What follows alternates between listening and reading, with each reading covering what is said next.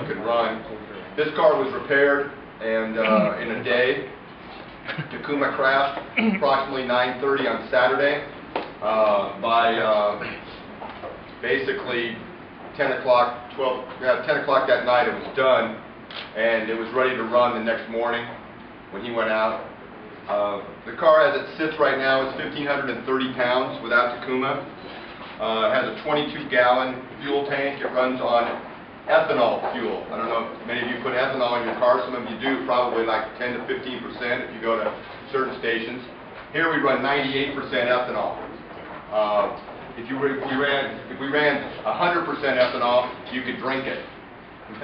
You know what? Corn or here it's a sugar cane base out of Brazil. Yeah, you know that. So anyway, so they put 2% in, so it basically you won't drink it for one, and it's flammable. 2% gas. In the previous time when we ran methanol, it was the flame could not be seen, so there was a lot of times you saw guys jumping around. Rick Mears got burned one year rather badly on his face and arms, and he was trying to get out of the car quickly, and they couldn't because they didn't know he was on fire. Now we know that there's a little bit more flame and when things happen quickly. The engine is a V8 Honda, normally aspirated.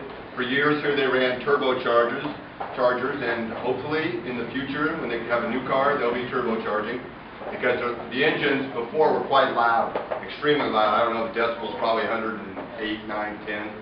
And then in the recent years they've developed a canister muffler that keeps it down a little bit. They're still pretty loud compared to the turbo age.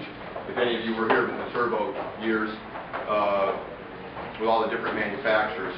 So it's basically a spec car series. What that means is there's one chassis. There's a Dallara that's from Italy.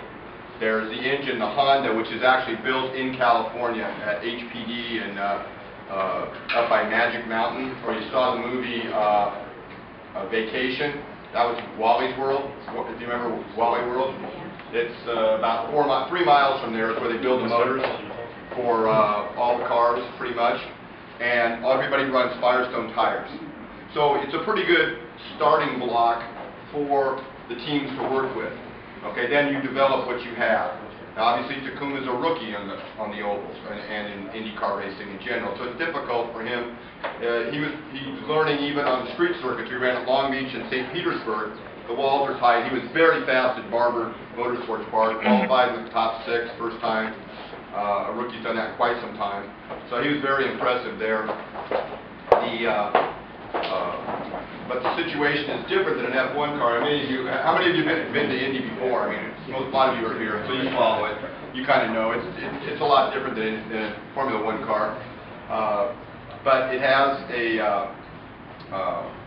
6-speed sequential steering, sequential gearbox. If you've ridden a motorcycle, you know what sequential means. You go up and down. There's no H pattern or anything like that. In a second here, I'm going to show you a steering wheel that is utilized. It's very close to not too far off an F1 steering wheel. We now have paddle shifting now, which is different. And everything is pretty much red across the board on the computer. Comes on to the screen on the